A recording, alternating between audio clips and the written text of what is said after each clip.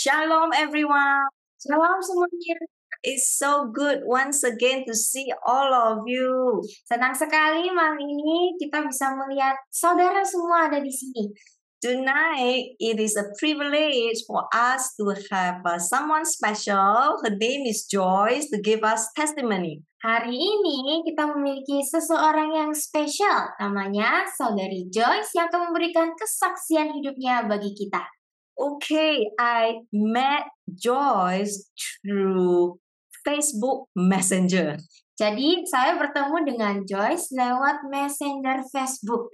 Yeah, she wrote to me and I chatted with her.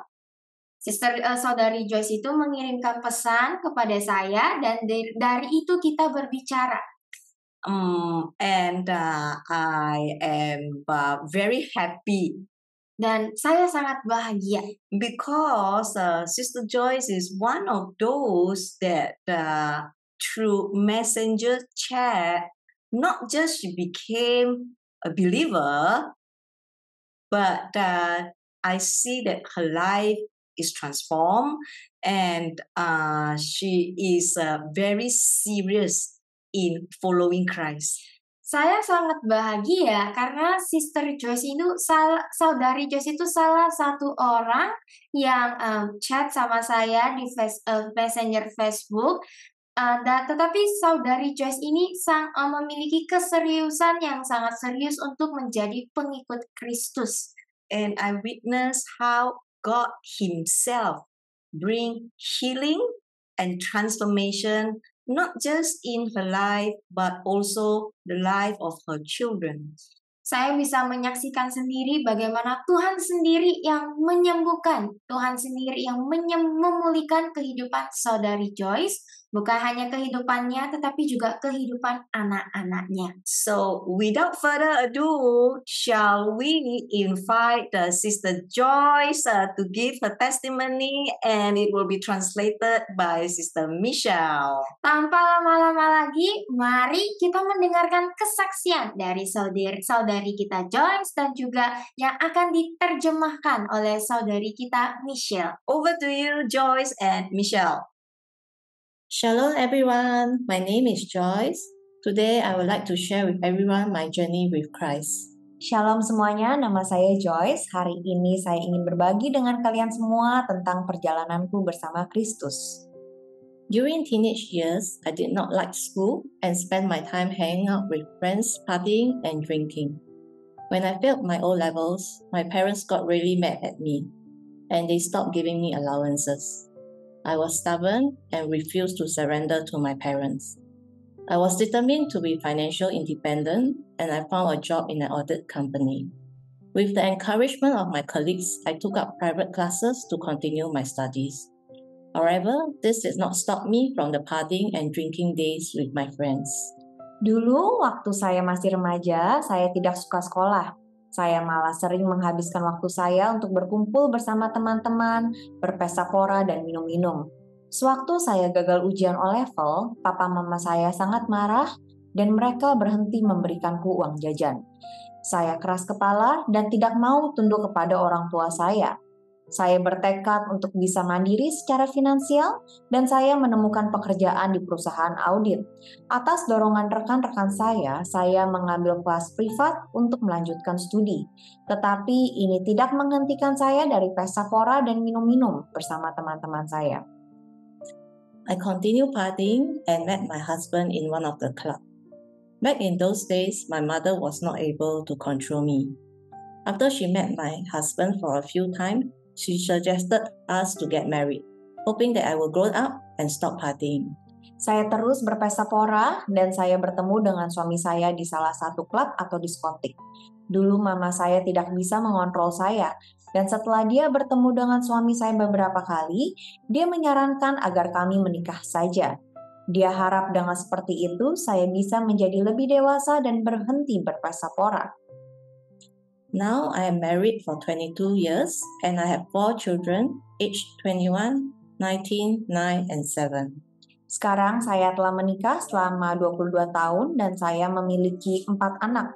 Mereka berumur 21, 19, 9, dan 7. We got married very young and had our first son at age 23 and first daughter at age 25. Being a young parent, we had to face many family commitments which we were not prepared for. We ended up quarreling every day.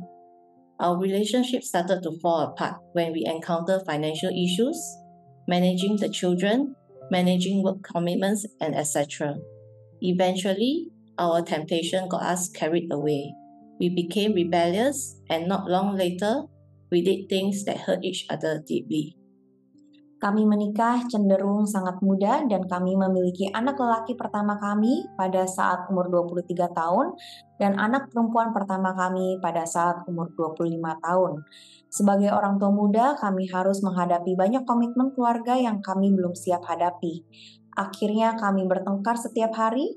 Hubungan kami mulai runtuh ketika kami dihadapi oleh masalah keuangan, mengurus anak, mengatur komitmen pekerjaan, dan lain-lain. Akhirnya godaan membuat kami menjadi memberontak, dan tak lama setelah itu kami melakukan hal-hal yang sangat menyakiti satu sama lain. One day, I was diagnosed with early-stage cervical cancer and had to go through a surgery. We were very affected and we went through counseling session with our gynae. Unfortunately, our relationship still did not improve. 2 years later, we had another setback. I had a miscarriage. We started to blame and we hated each other even more.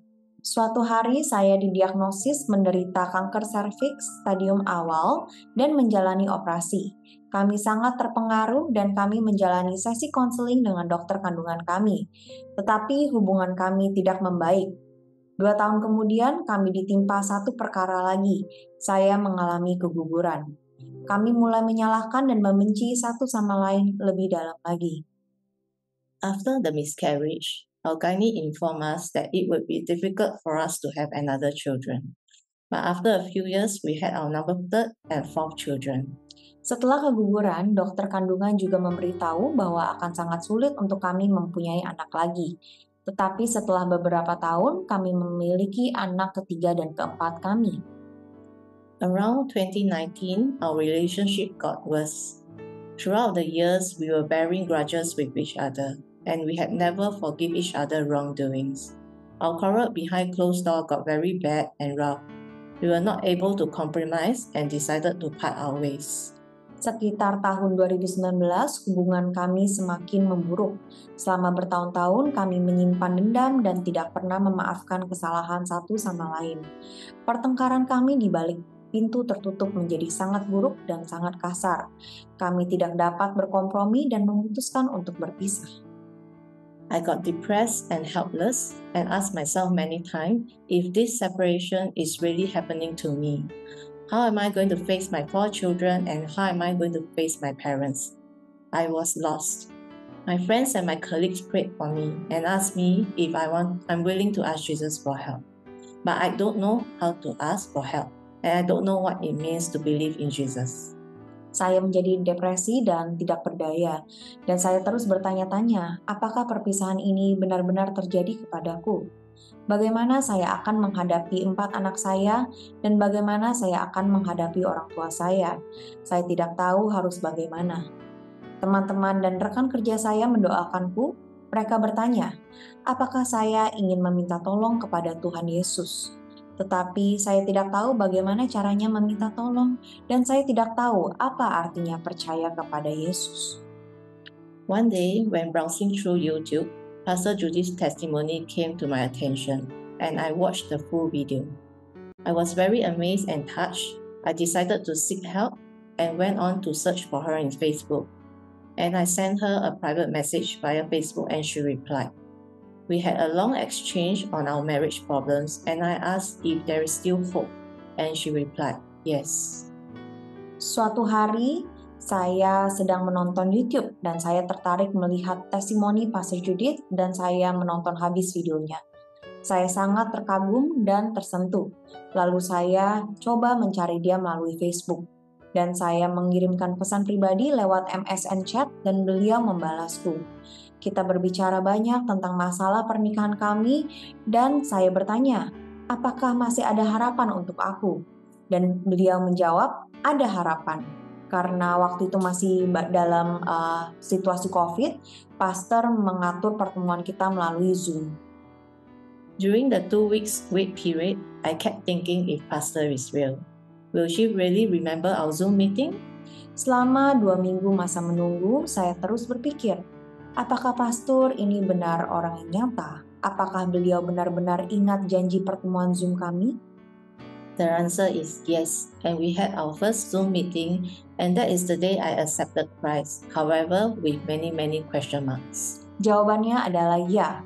Kami benar melakukan pertemuan Zoom pertama kami, dan pada hari itu jugalah saya menerima Yesus Kristus sebagai juru selamatku, biarpun masih banyak yang belum saya mengerti. We continue our weekly meeting with me pouring my frustration and telling Pastor it is so difficult. Pastor will always say it is not difficult as long as I'm willing to believe. Our Father will remove all the obstacles ahead. 你可以的，就是那么简单。Kami melanjutkan pertemuan mingguan kami. Saya menumpahkan semua rasa-rasa frustasi saya dan berkata, Pastor, situasiku ini sangat sulit, sangat mustahil. Pastor selalu berkata, ini tidak sulit asalkan saya mau percaya. Tuhan Bapa kita bisa menghilangkan semua hambatan di hadapan kita. Kamu bisa, sesederhana itu.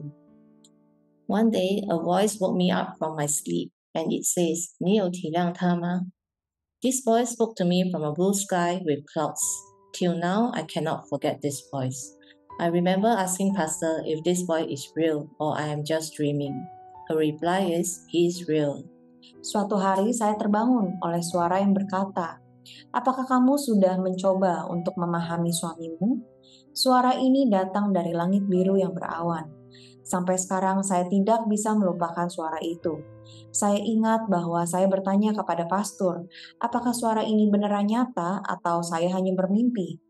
Jawaban pastor adalah, Tuhan nyata. Now as I look back, our dear Father never gave up hope in me and in my families. In fact, He is always with me patiently and waiting for me to surrender to Him. Sekarang ketika saya melihat ke belakang, Tuhan Bapa kita selalu mengasihiku. Dia tidak meninggalkan aku dan keluargaku yang tidak berdaya. Tuhan begitu sabar terhadapku, Dia selalu ada bersamaku dan menungguku untuk berserah kepadanya. Every service, every fellowship that I attended in RGM, there's always a special message for me, and I believe for everyone too. Every session will end with a wow. The teachings were meaningful, impactful, and many times it hit right into me. Setiap kebaktian, setiap perkumpulan yang saya ikuti di RGM, selalu ada pesan khusus untuk saya dan juga semua orang. Setiap sesi akan diakhiri dengan wow bagiku. Pengajarannya sangat berarti dan berdampak. Dan seringkali langsung kena ke dalam hatiku. Hearing so many amazing testimonies from RGM sisters and brothers, I see how our Father has changed their life, and I came to a conclusion. My problems will not be a problem as long as I choose to believe in Him. Mendengar begitu banyak kesaksian luar biasa dari saudara-saudari di RGM membuat saya melihat bagaimana Tuhan Bapa telah mengubah hidup mereka, dan saya berkesimpulan bahwa masalah saya tidak akan menjadi masalah asal saya memilih untuk percaya kepadanya. I remember asking Pastor Judith how to pray. She says praying is just simply talking to Him. Just talk to Him anytime, anywhere, and pray about anything.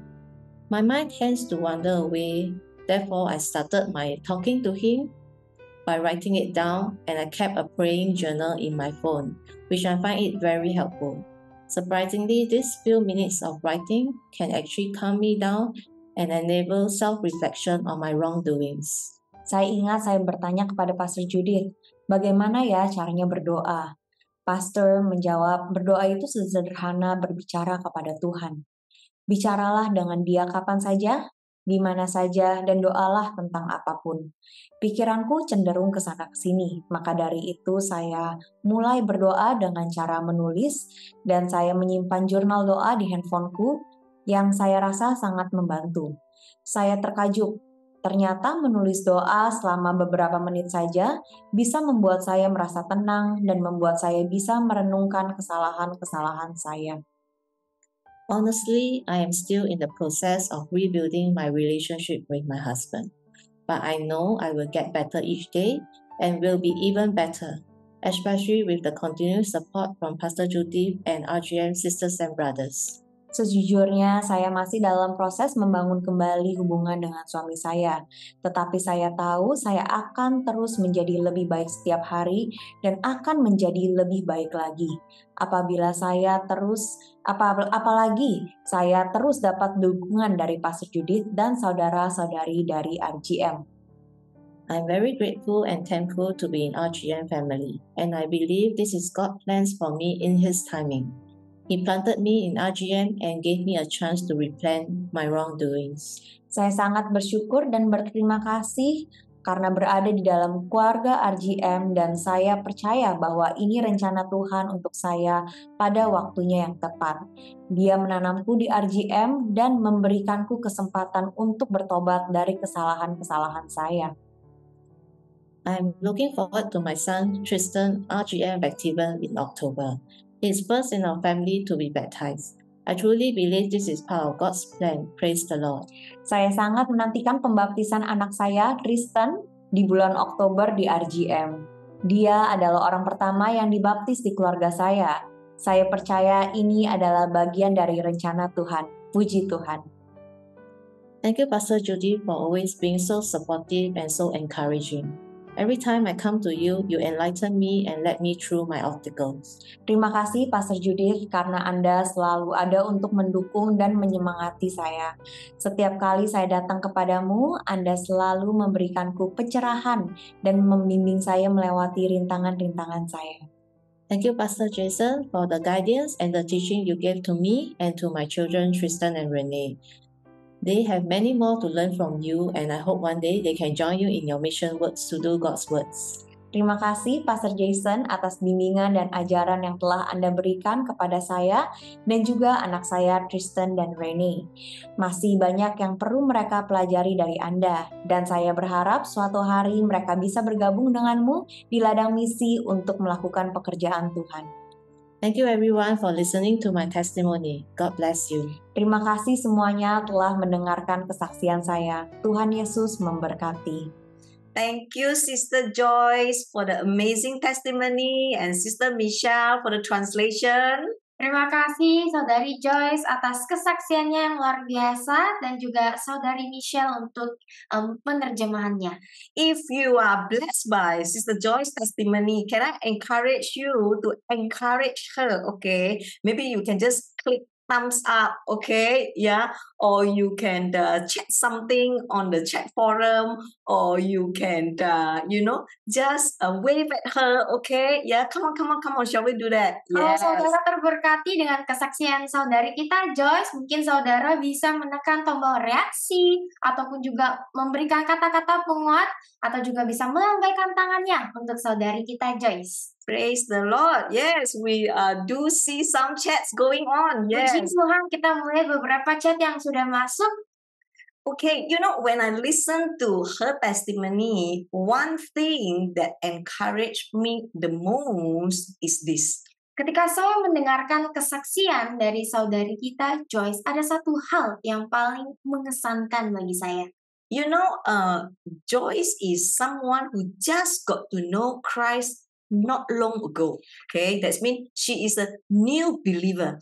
Saudari Joyce itu sebenarnya adalah seseorang yang baru mengenal Kristus. But as a new believer, she know this one thing. Tetapi sebagai seseorang yang baru mengenal Kristus, saudari Joyce mengetahui satu hal ini. And this is the most important thing. Dan ini adalah hal yang paling penting. She said, even though I am still not yet out of my struggle, but I know if I learn to obey Jesus, I will get there one day. Saudari Joyce berkata begini, walaupun saya masih belum keluar dari pergumulan saya, tapi saya tahu Jika saya belajar untuk mentaati Yesus, suatu hari nanti saya akan sampai di sana. You see, she fixed her mind. I will get there. Dia menetapkan pikirannya, yang menetapkan kehendaknya, dan mengatakan bahwa aku akan sampai di sana. Today, my title is Run and You Will Get There. Hari ini judul saya adalah Berlarilah, maka Anda akan sampai di tujuan. Run, righteous, uncompromising, and never give up. Anda berlari dengan benar, tak kompromi, dan tidak pernah menyerah. Okay, you know, in biblical time, people would mainly run into battle or run from threats or danger. Ya, saudara-saudari, pada zaman dulu di dalam Alkitab, orang-orang pada umumnya akan berlari untuk masuk dalam peperangan atau lari dari ancaman bahaya. Today, we mostly run for competitive races or maintaining our health, right? Kalau zaman sekarang, ya, kita kebanyakan berlari untuk perlombaan kompetitif dan juga untuk menjaga kesehatan kita. Despite this difference, we can still find inspiration from scripture when seeking motivation to run, whether literally or figuratively, the race of life. Terlepas dari perbedaan ini, kita masih dapat menemukan inspirasi dari Alkitab untuk berlari dalam menjalankan perlombaan di dalam kehidupan kita, baik secara literal maupun metafor. Okay, so how do you run this race of life? Oke, bagaimana Anda berlari di dalam perlombaan kehidupan ini? I'm going to give you 3 points, okay? Saya akan memberikan Anda 3 poin. The first point is you need to plan a good race. Poin yang pertama adalah Anda harus merencanakan perlombaan yang baik. Let us take a look. Habakkuk chapter 2, verse 2. And the Lord answered me and said, write the vision and engrave it so plainly upon tablets that everyone who passes may be able to read it easily and quickly as he hastens by. Habakuk 2 ayat 2 berkata, jawab Tuhan kepadaku dan berkata, tulislah visi itu dan ukirlah dengan jelas pada loh-loh itu, supaya setiap orang yang lewat dapat membacanya dengan mudah dan cepat ketika ia lewat. Okay, when you want to start a business, you write down your vision, you write down your mission and an objective, and you set goal to pursue the right path, right?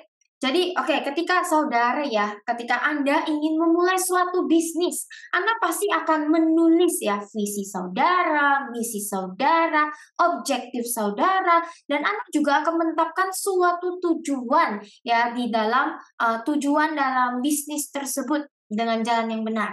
Okay, when you go to school, I'm sure you envision yourself to have a successful career after you graduate, right? Sama juga dengan hal dalam bersekolah. Ketika Anda bersekolah, Anda pasti membayangkan diri Anda memiliki karir yang sukses setelah Anda lulus. The question tonight we should be asking is, when you have to deal with different challenges during this life journey, what is your vision? And is your vision is temporal or eternal? Pertanyaannya buat kita yang ada di sini semuanya.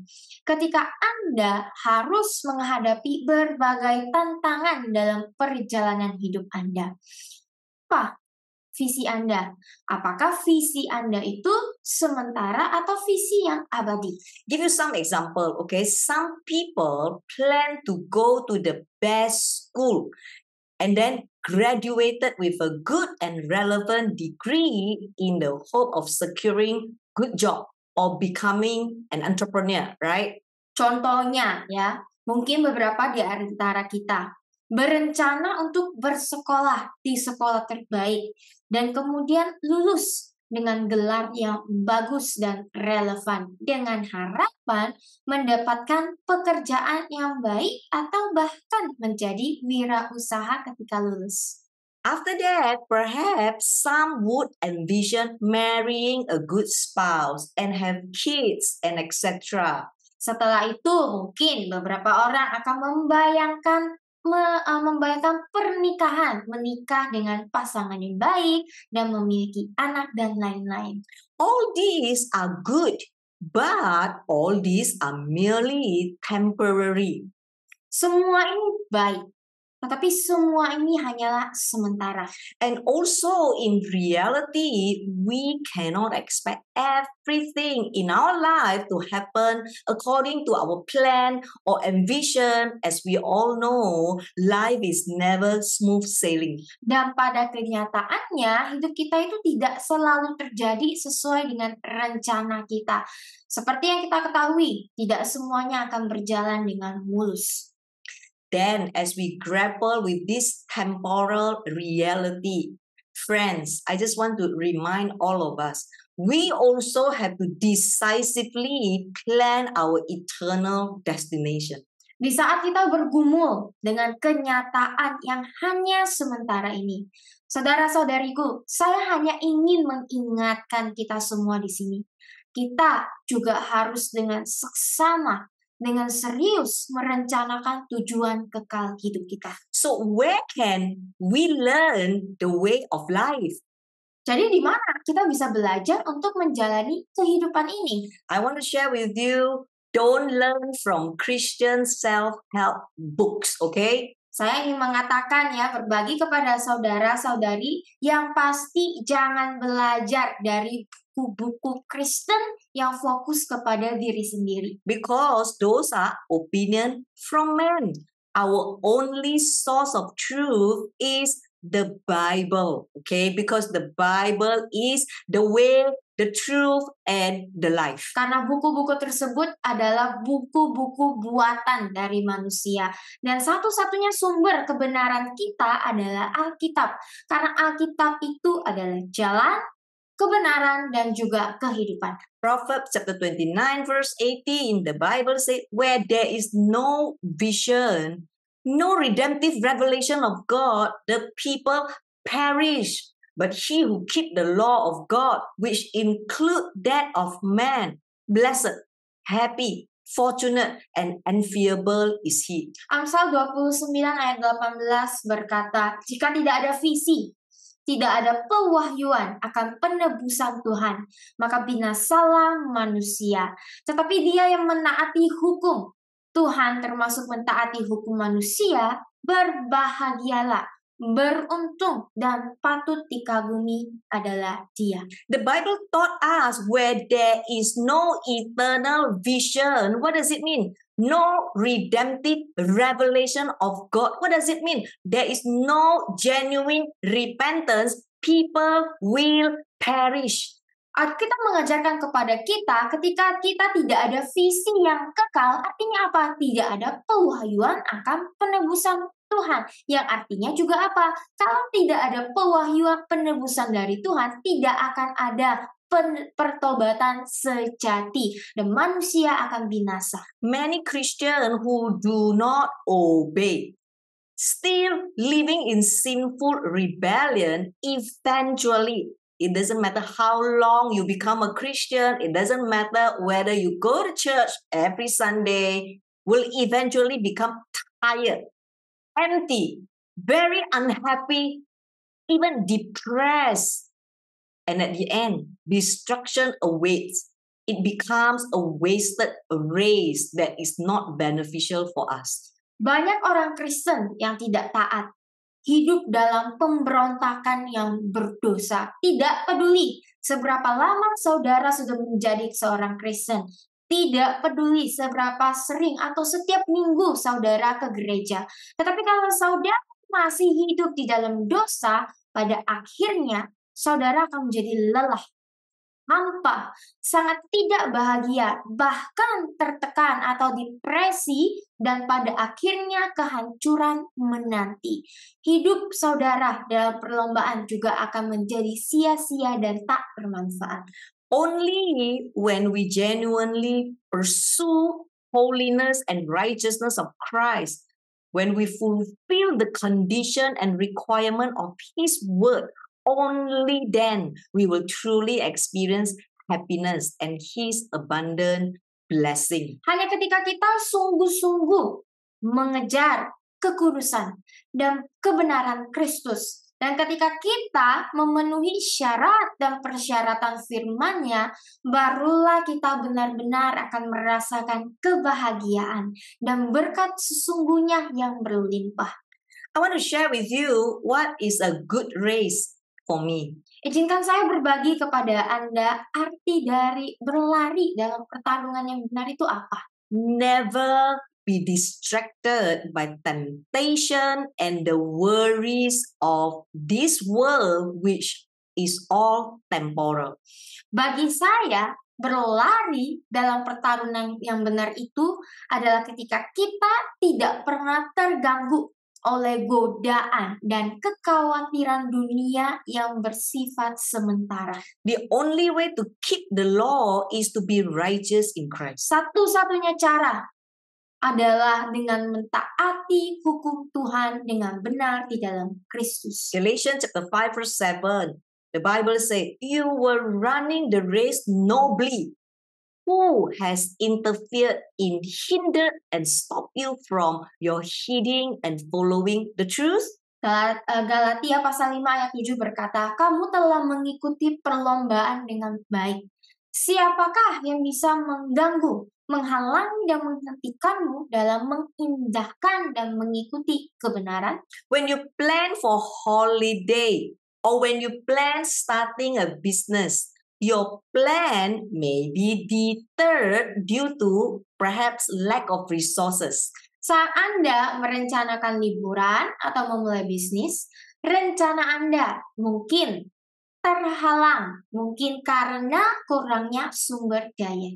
However, the Bible taught us when you plan a good race, no one can stop you if you are determined to persevere in obedience. Namun, ketika Anda merencanakan perlombaan yang baik, tidak ada yang bisa menghentikan Anda jika Anda bertekad untuk tekun dalam ketaatan. So, my friend, please do not always say, I am not able to obey God because of what my spouse did to me. Jadi, saudara-saudariku, saya mohon jangan selalu mengatakan kepada saya bahwa saya tidak mampu mentaati Tuhan karena kelakuan pasangan saya terhadap saya.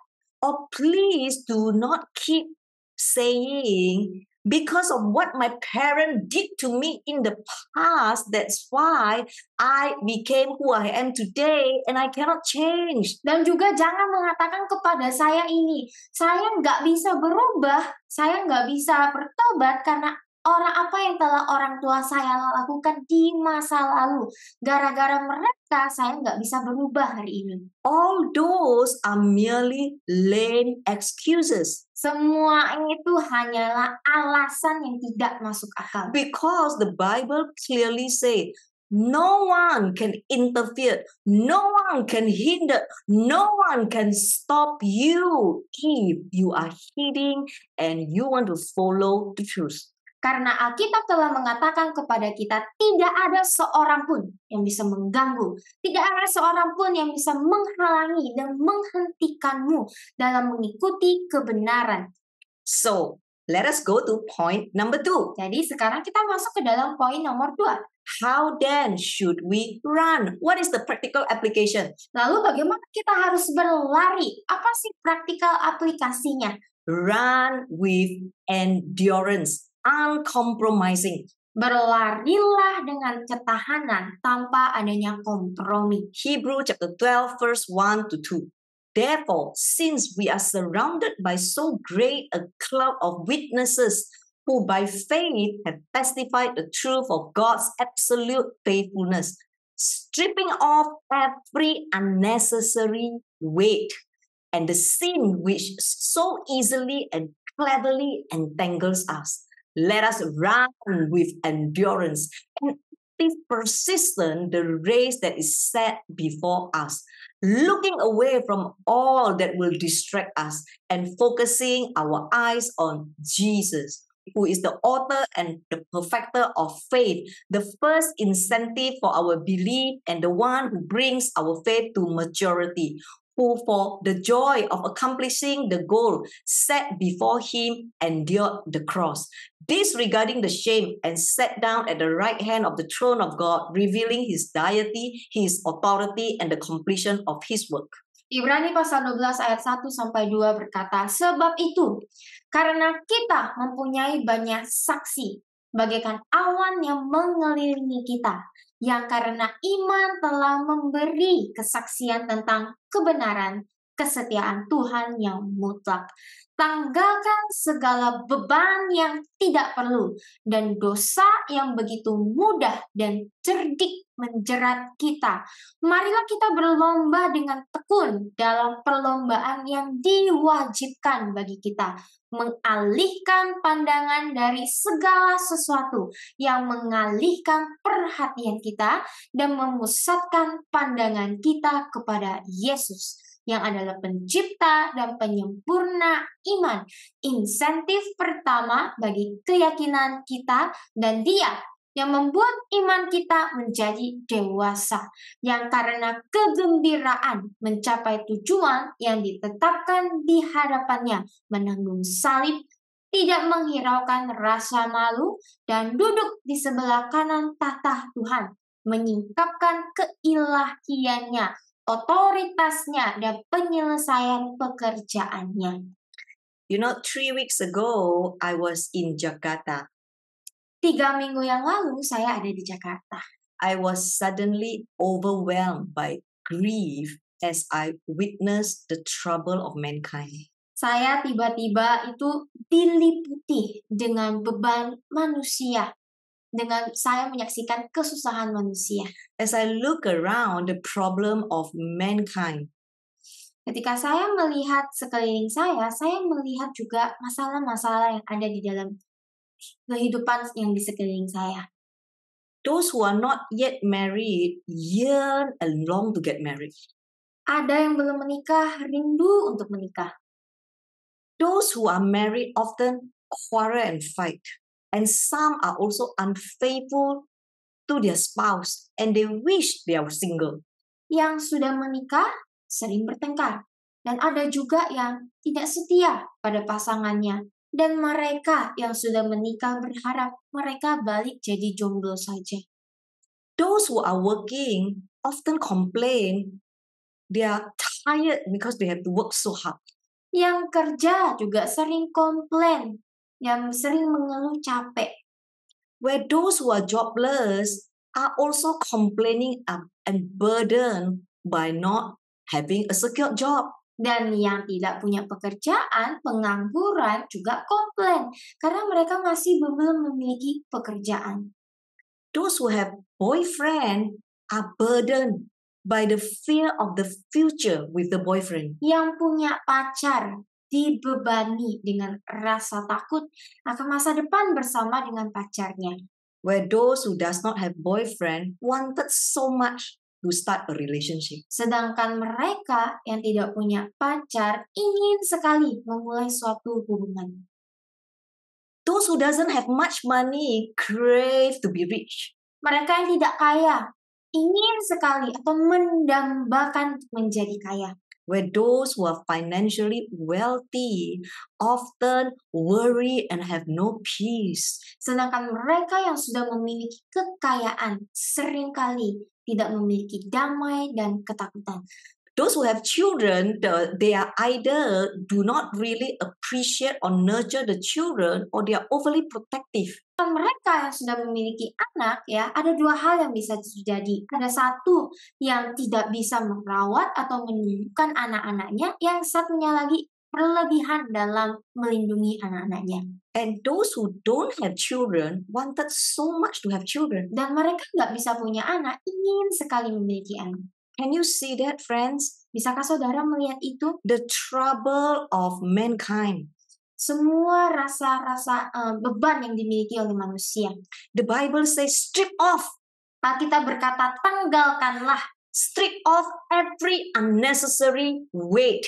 Tanggalkanlah segala beban yang tidak perlu. Strip off all the sin which so easily and cleverly entangle us. Tanggalkanlah segala dosa yang begitu mudah dan cerdik menjerat kita. Run with endurance. Berlarilah dengan ketahanan. Looking away from all that will distract us. Menjauhilah segala sesuatu yang akan mengganggu kita. Only fix our eyes on Jesus, which is the author and the perfecter of faith. Tapi fokuskan mata kita kepada Yesus yang adalah pencipta dan penyempurna iman kita.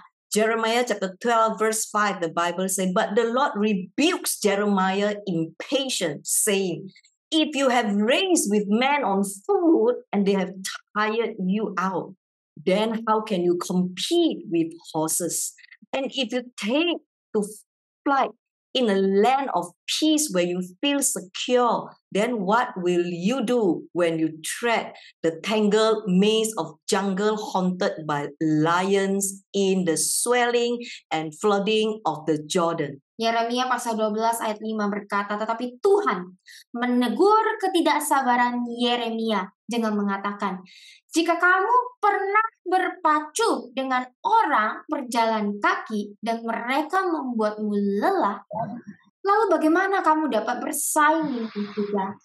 Dan jika kamu melarikan diri ke tanah yang damai, di mana kamu merasa aman, lalu apa yang akan kamu lakukan ketika kamu menapaki labirin hutan yang dihantui singa di tengah derasnya air sungai Yordan?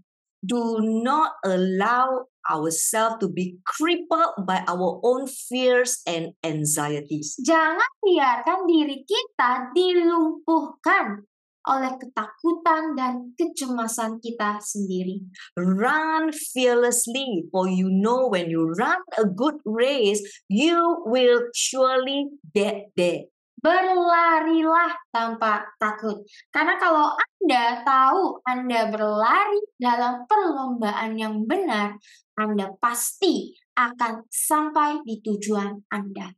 Joel chapter 2 verse 7. The Bible says, they run like mighty men. They climb the wall like men of war.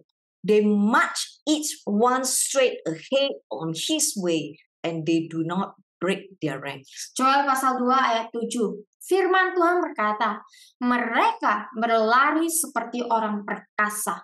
Mereka memanjat tembok seperti prajurit. Mereka masing-masing berjalan lurus di jalannya dan mereka tidak merusak barisan mereka. Let us continue point number 3. Mari kita lanjut di poin yang ketiga. With whom do we run? Dengan siapa kita berlari?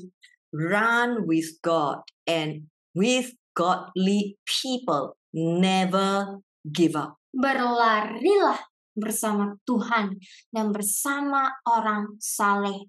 Jangan pernah menyerah. Psalm 18:29. The Bible teaches us, for by you I can run through a troop, and by my God I can leap over a wall. Mazmur pasal 18 ayat 29 berkata, karena olehmu aku dapat berlari melewati pasukan, dan demi Allahku aku dapat melompati tembok. Run with a heart that fully depend on Him, because in our own strength we will surely fail. Berlarilah dengan hati kita yang benar-benar bergantung penuh kepada Tuhan. Karena ketika kita berlari dengan kekuatan kita sendiri, sudah pasti kita akan gagal. You know, our heart are so divided often. Saudara harus tahu bahwa hati kita itu sering begitu terpecah belah. And our untransformed mind often lead us away from God. Dan pikiran kita yang belum berubah seringkali menjauhkan kita daripada Tuhan. Friends, you and I, in running this race, need to keep praying, God, give me a heart that is willing to obey your commandments. Saudara dan saya sampai hari ini harus terus berdoa kepada Tuhan. Kita harus berdoa kepada Tuhan, meminta Tuhan memberikan kita hati yang mau taat kepada perintahnya. If not, our heart and our mind will always run away from the commandments of God. Kalau kita tidak berdoa dan meminta kepada Tuhan, hati kita, pikiran kita akan terus menjauh dari perintah-perintah Tuhan. Psalm 119, 32, the Bible says, I will not merely walk, but run the way of your commandments when you give me a heart that is willing. Mazmur 119 ayat 32 berkata, Aku bukan sekedar berjalan, tetapi akan berlari menjalankan perintah-perintahmu. Berilah aku hati yang rela. Run, not just fully depending on God, but run with a willing heart. Berlarilah bukan hanya dengan hati yang mau bersandar sepenuhnya kepada Tuhan, tetapi juga harus dengan hati yang rela. We are not merely just walk this life, but we have to run. We have to run with His commandment. Therefore, we need a willing heart. Kita itu bukan hanya berjalan, tapi kita harus berlari kepada perintahnya.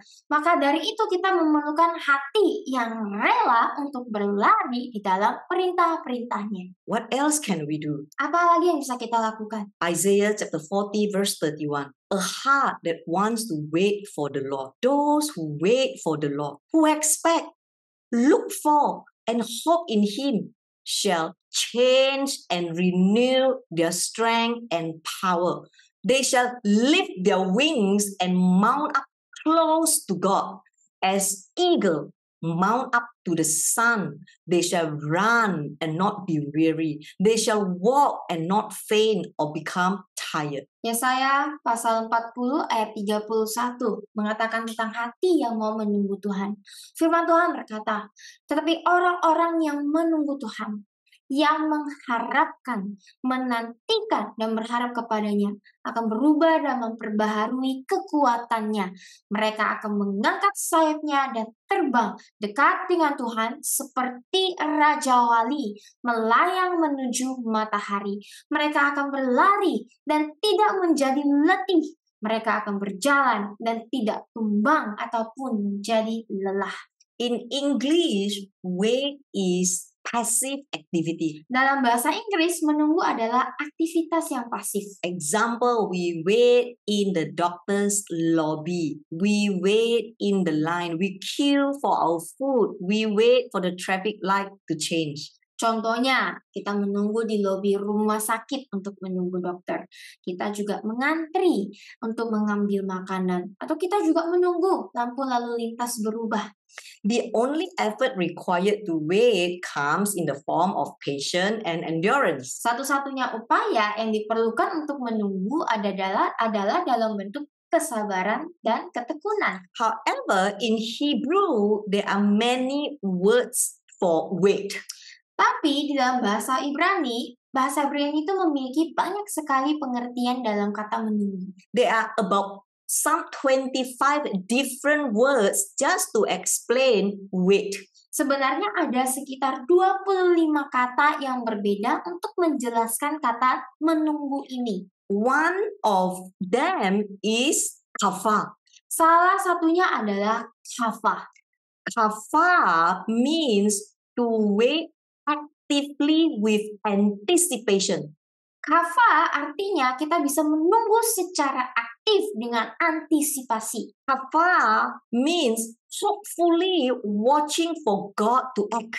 Kafah artinya kita juga memiliki harapan yang penuh yang melihat bagaimana Tuhan bertindak. In Isaiah chapter 40, 31, this kafah word is used. those who kafar upon the Lord. Dan di dalam Yesaya pasal 40 ayat 31 sebenarnya kata menunggu ini adalah kata dari kafah, orang-orang yang kafah kepada Tuhan. This isn't a sitting on your hands kind of waiting. This isn't testing your patience as you passively watch the clock. Ini bukan sekedar menunggu sambil duduk-duduk ya, menunggu sambil menguji kesabaran Anda saat Anda secara pasif memperhatikan jam dinding Anda. But kafar is a kind of wait that is active, trusting, eager, and expectant waiting. Tetapi kafah artinya adalah menunggu secara aktif, menunggu dengan penuh kepercayaan, bersemangat dan juga penuh harap. And this kind of waits mounts up, runs, and walk. Penantian, penungguan seperti ini meningkat, berlari dan juga berjalan. It is a hopeful anticipation and eagerness to see what God is going to do. Ini adalah antisipasi yang penuh dengan harapan, keinginan untuk melihat apa yang Tuhan lakukan di dalam hidup kita. Kafar is characterized by activity, not passivity. Kafah ditandai dengan aktivitas, bukan hanya pasif. Like a bride waiting for the bridegroom on their wedding day. Sama seperti pengantin wanita yang sedang menunggu atau menantikan pengantin lelakinya di hari That pernikahan is mereka. what the Bible meant in Isaiah chapter 40 verse 31. Those who wait, those who kafar upon the Lord. Inilah arti dari apa yang Alkitab sampaikan di dalam kita lewat Yesaya pasal 40 ayat 31. Tetapi orang-orang yang menunggu Tuhan, orang-orang yang kafah kepada Tuhan, They shall be changed and their strength will be renewed. mereka harus diubahkan dan kekuatan mereka akan diperbaharui. And they shall lift up their wing and mount up close to God as eagle mount up to the sun. They shall run and not be weary. They shall walk and not faint or become tired. Mereka akan mengangkat sayapnya dan terbang dekat dengan Tuhan seperti Raja Wali menuju matahari. Mereka akan berlari dan tidak menjadi letih. Mereka akan berjalan dan tidak tumbang ataupun menjadi lelah. Learn to kafar. Belajar untuk kafah. How else can we run? Bagaimana lagi kita bisa berlari? Run with godly leaders. Berlarilah bersama dengan pemimpin yang saleh. Avoid false teachers. Hindari guru-guru palsu. Run with godly people who are conscious about finishing their race well. Berlarilah bersama dengan orang-orang saleh yang sadar hidup mereka itu harus digunakan untuk menyelesaikan perlombaan yang baik. Run with people who are able to encourage you and will lead you onto the narrow path that will lead to eternal life. Berlarilah bersama dengan orang-orang yang mampu menyemangati Anda, yang akan menuntut Anda ke jalan sempit menuju kehidupan kekal. Run with a community that will never compromise on godly principles. Berlarilah dengan komunitas yang tidak akan berkompromi dengan prinsip-prinsip Tuhan. Run with a community or a church who only focus on spiritual maturity and will teach you to develop a way of life that reflects Christ's character. Berlarilah dengan komunitas atau gereja yang fokus pada kedewasaan rohani dan yang akan mengajarkan Anda untuk bertumbuh cara hidup Anda yang mencerminkan karakter Kristus. I am writing to tell you that the person you must not associate with is this.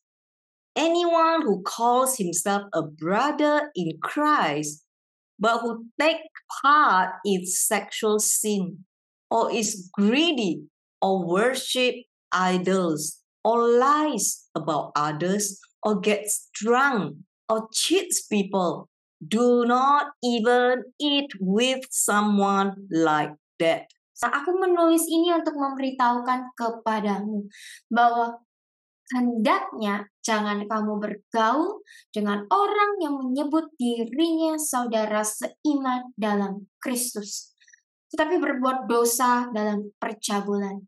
serakah, atau menyembah berhala, atau berbohong tentang orang lain, atau mabuk atau menipu orang. Bahkan jangan makan bersama dengan orang seperti itu.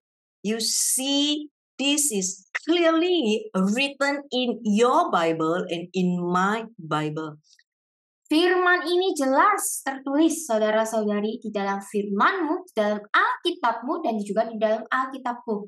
Bad company corrupts good morals. Pergaulan yang buruk merusak moral yang baik. If you constantly are with chicken, you will become ayam brand Christian. Kalau saudara terus-menerus bersama dengan ayam, ya, saudara pasti jadilah Kristen cap ayam.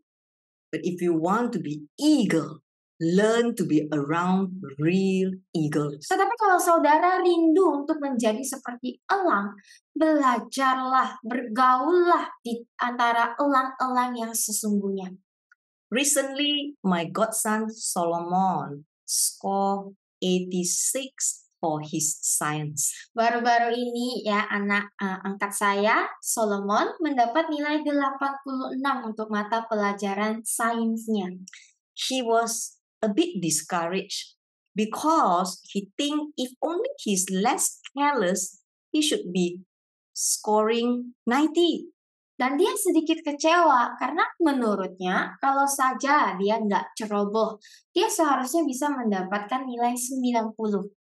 Seriously, I could not understand why 86 is not good enough for Solomon. Saya nggak ngerti kenapa ya nilai 86 itu nggak cukup baik untuk Solomon. Because I think if I got 86, I'll be very happy. Karena kalau saya dapat nilai 86, saya sudah pasti sangat bahagia.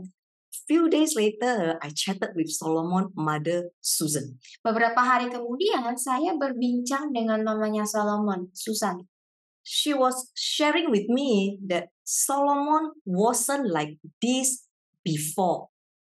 Susan. Ya, saudari kita Susan bercerita kepada saya kalau Solomon anaknya dulu tuh nggak seperti begini. She said that, his previous classmates were playful and doesn't really bother about scoring good marks previously. That's why previously he does not really bother about good marks. Saudari Susan bercerita kepada Pastor Judith bahwa teman-teman Solomon yang sebelumnya itu suka bermain dan tidak peduli dengan untuk mendapatkan nilai bagus.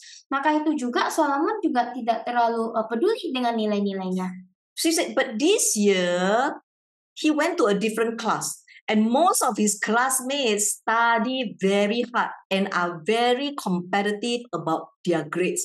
Being around them just for less than a year made Solomon also want to be better and improve on his grades. Tetapi tahun ini Solomon itu dimasukin di kelas yang lain. Semua teman-temannya di kelas itu sangat giat dalam belajar dan juga sangat bersaing dalam nilai mata pelajaran mereka.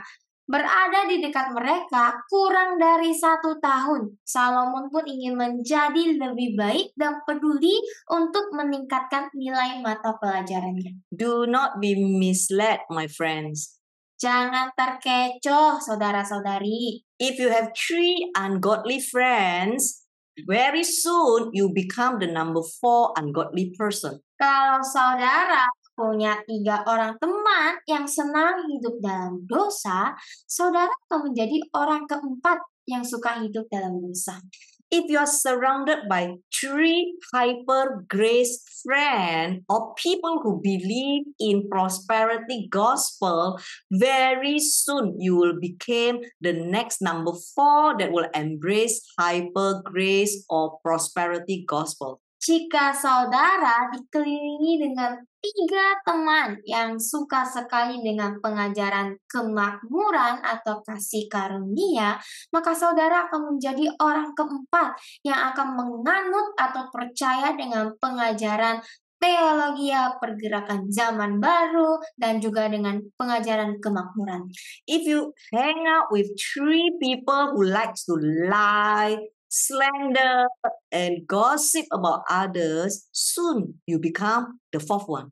Jika saudara suka bergaul dengan 3 orang yang suka berbohong, memfitnah, dan juga bergosip, dengan segera mungkin saudara pasti akan menjadi orang keempat yang sama seperti 3 orang itu. If you associate with people who love to indulge in sin, then your conscience and moral values will also be compromised.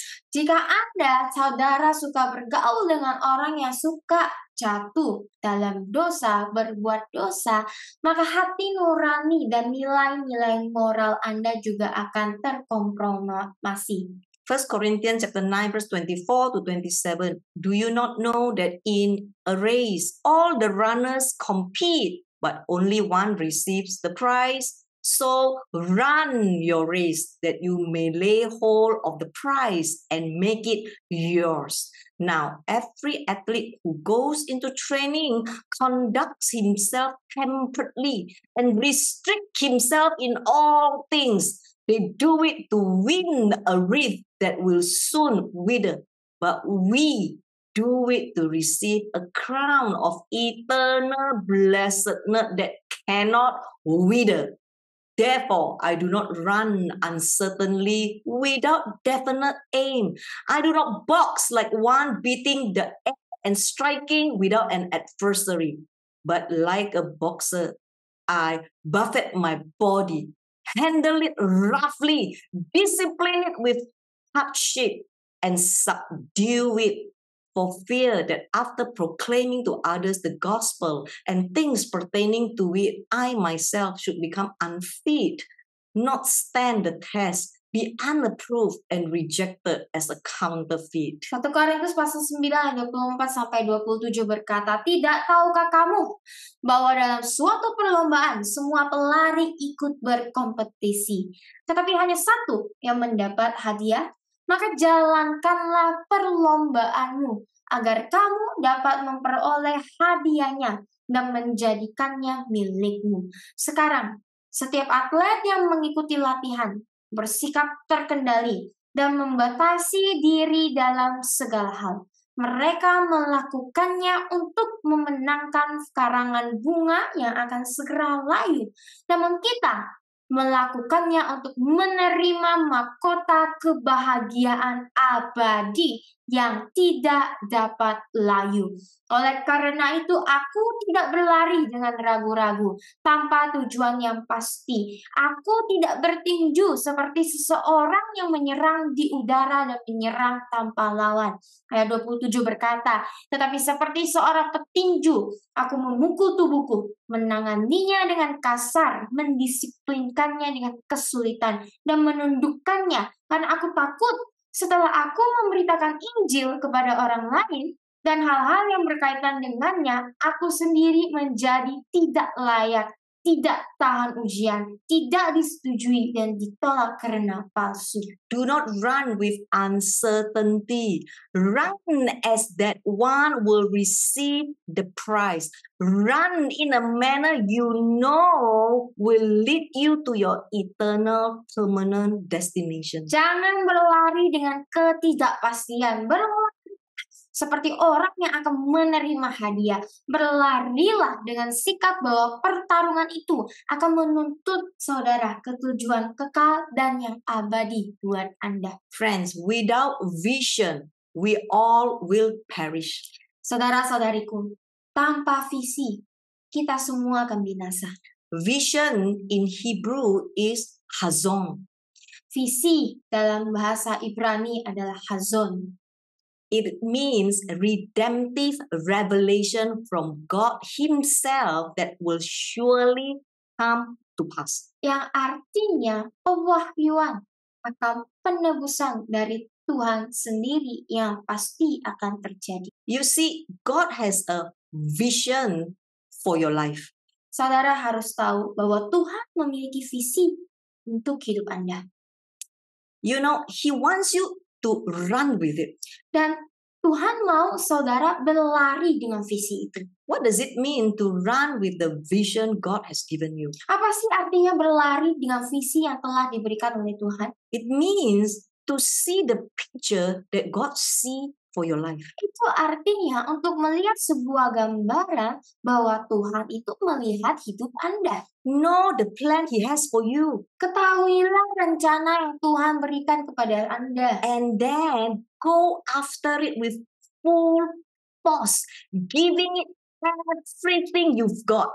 It means to be committed to God's call with your whole heart, not half-heartedly. Karena itu kejarlah rencana itu dengan kekuatan penuh.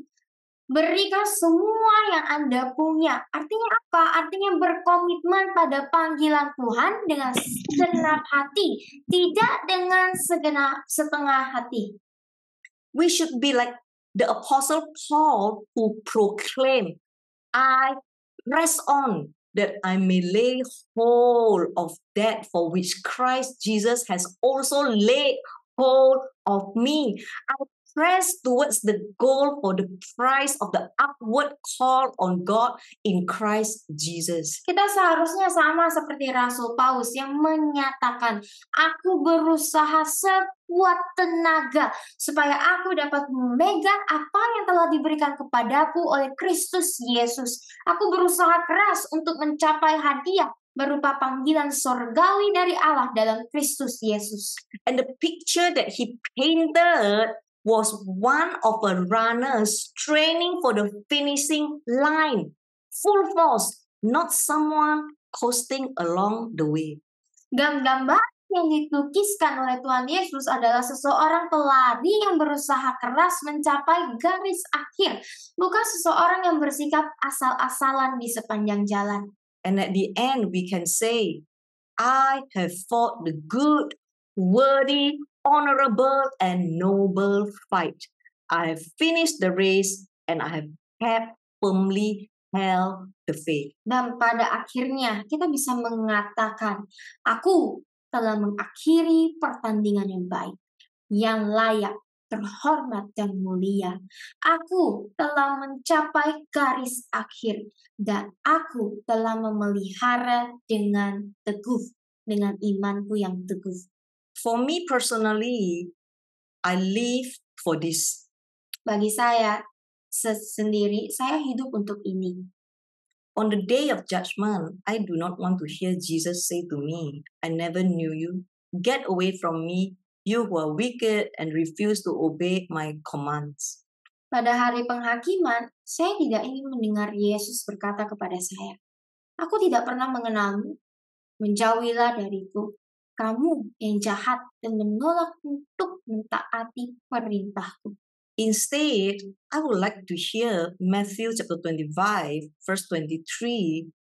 The Lord said to me, well done, good and faithful servant. You have been faithful over a few things. I will make you ruler over many things. Enter into the joy of your Lord. Tapi saya ingin mendengar Tuhan Yesus berkata kepada saya, seperti yang dikatakan Matius pasal 25 ayat 23. Kata Tuhannya kepadanya, bagus sekali, hamba yang baik dan setia. Kamu setia dalam beberapa hal. Aku akan menjadikanmu penguasa atas banyak hal. Masuklah ke dalam kegembiraan Tuhanmu. This is what I live for. Inilah yang saya hidupi. This is the race I run. Inilah perlombaan yang saya lari. What is your race today? Apa perlombaan Anda hari ini? You have been so busy running around, doing lives. Anda sudah sibuk sekali berlari, menjalani kehidupan Anda. You have been so busy for so many years going around your schedule. Anda sudah sangat sibuk sekali untuk beberapa tahun ini untuk melakukan jadwal-jadwal Anda. Have you ever paused for a while and ponder as you start to run this race, will you finish well? Apakah saudara pernah mengambil waktu sejenak untuk berpikir, berlari dalam perlombaan ini? Apakah saudara bisa menyelesaikannya dengan baik? We all need to come back to the truth and run according to His written word. Kita semua yang ada di sini harus kembali kepada kebenaran dan berlari berdasarkan dengan firman Tuhan. We need to run righteously, uncompromising, and never give up. Kita harus berlari dengan benar, tak kompromi dan juga tak pernah menyerah. If you run this way, Kalau saudara berlari dengan cara ini, you will surely get there. Anda pasti akan sampai di tujuan Anda. Let us pray. Mari kita berdoa. Lord, I just want to pray for all my brother and sister here. Bapa di surga, saya hanya ingin mendoakan untuk saudara-saudari saya yang ada di sini. If you hear this message, Kalau saudara mendengarkan pesan hari ini, if you hear this sermon, kalau saudara mendengarkan khotbah ini, and you want to respond by saying to God, I want to start focusing on you, God. saudara mungkin ingin merespon kepada Tuhan dan berkata, Tuhan, aku mau fokus kepada Tuhan. I don't want to run aimlessly. Saya tidak mau berlari tanpa tujuan. I don't want to run this race with so much fear, so much burden, so much unhappiness, so much stress. Saya tidak mau berlari dalam perlombaan yang penuh dengan beban, yang penuh dengan ketekanan, yang penuh dengan kesedihan, depresi. But I want to run fearlessly. Tapi aku mau lari tanpa ada ketakutan. I want to run righteously. Aku mau berlari dengan kebenaran. I want to run uncompromising. Aku mau berlari tanpa adanya kompromi. And I don't want to give up. Dan aku tidak mau menyerah. Help me, Lord. Dan tolonglah aku Tuhan. Help me. Tolonglah aku. If this is you, Kalau memang benar ini adalah Engkau. I just want to invite you to put your hand where your heart is Saya hanya ingin mengajak saudara untuk meletakkan tangan saudara di hati saudara. as a sign to God. Sebagai tanda kepada Tuhan. Lord, I just want to pray for my brother and sister here. Tuhan, saya ingin berdoa untuk saudara-saudari saya yang ada di sini. Set them free. Bebaskanlah mereka Tuhan. Set them free from all the burdens. Bebaskan mereka dari semua tekanan. Set them free from all the fears and uncertainty. Bebaskan mereka semua dari ketakutan dan ketidakpastian dalam hidup mereka. Help them to be willing Bantu mereka untuk supaya bisa rela to strip off untuk melepaskan everything that is not of you. melepaskan semua yang bukan datang dari Engkau. But help them to fix their eyes on you alone. Tetapi bantulah mata mereka supaya bisa tertuju fokus kepada Engkau saja. Not by might, Tetapi bukan dengan kekuatan mereka, nor by power, bukan dengan kuasa mereka, but let your Holy Spirit empower them. tapi biarkan Roh Kudus-Mu sendiri yang menguatkan mereka. Let your Holy Spirit bring comfort Biarlah Roh Kudus-Mu sendiri yang memberikan kenyamanan kepada mereka. and give them the courage that they need Dan biarlah Roh Kudus-Mu sendiri yang memberikan mereka kekuatan yang mereka perlukan. so that they will run. Sehingga mereka bisa berlari. They will not grow weary. Dan mereka tidak takut. They will walk Mereka bisa berjalan. and will not faint. Dan mereka tidak akan tumbang. Bless all my dear brother and sister. Berkatilah saudara-saudariku yang ada di sini Tuhan. Bring healing, restoration, renewal of body, mind, soul, and spirit. Mereka kesembuhan, pemulihan secara pikiran, jiwa, dan juga secara fisik mereka. Bless whatever things that they are doing. Berkati apapun yang mereka lakukan saat ini Tuhan. Bless them at their workplace. Berkati mereka di tempat kerja mereka. Bless them in their business. Berkati mereka dengan bisnis mereka. Bless them in their home. Berkati mereka di keluarga mereka. Bless them in the ministry. Berkati mereka di dalam pelayanan mereka. And bless them with the knowledge that come from you. Dan berkati mereka dengan hikmat yang datangnya dari Engkau saja. We thank you, Lord. Kami bersyukur Tuhan. We love you, Lord. Kami mengasihi-Mu Tuhan. And in Jesus' name, Dan dalam all nama God's Tuhan people Yesus, say, orang yang percaya sama-sama kita katakan, Amen.